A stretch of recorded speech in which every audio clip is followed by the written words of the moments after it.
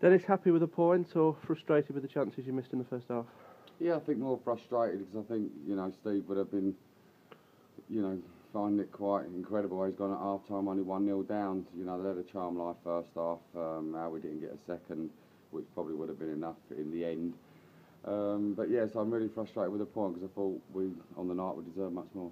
Similar to your performance at Chorley, a lot of good chances. The difference there was you managed to get your second goal, and that win you the game. Obviously, that didn't arrive against Gainsborough. Yeah, and that was the problem. We was probing and searching for it all first half to try and get that second goal, and even second half. We're trying to get a second goal and kill the game off, and then with 20 minutes to go, they get a deflected shot from distance and it goes in the corner. Were you frustrated with the equaliser when it came because you were just starting to give away a few free kicks around the box, and I think that was eventually came from one of those, partially cleared, and like you say, a deflection's taking it past Joel. Yeah, I mean the problem was just 5 minutes before half time with little Russell getting injured.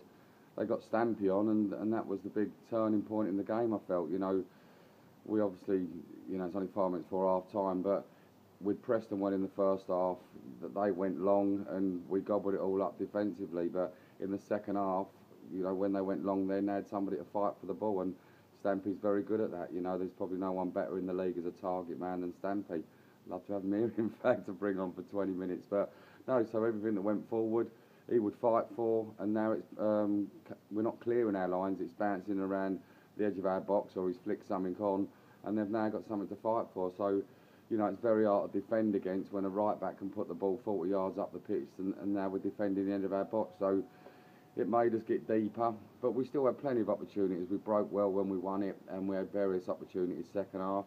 And I can only think on the night they had 3 chances of any note. They had the header right at the end of the first half that Joel's made an exceptional save from, the deflected goal, and one where they had a challenge in the area where they both went for the ball and it whistled wide of the post, which was close. But other than that, they didn't really summon too many chances for all their bombardments up to Stampy's second half. And your substitutions forced on you really. Liam Mars injured and Kane Felix perhaps dead on his feet after 3.5, 4 really exerting matches for him.